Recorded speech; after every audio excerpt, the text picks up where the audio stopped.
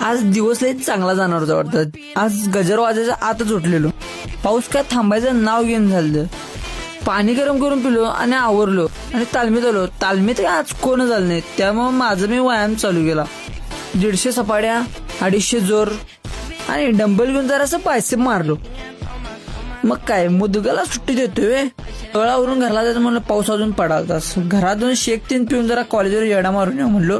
कॉलेजचं कामकाजावरून घरातून डायरेक्ट जेवायला बसलो. जेवण टॉपचं झालं आजचं.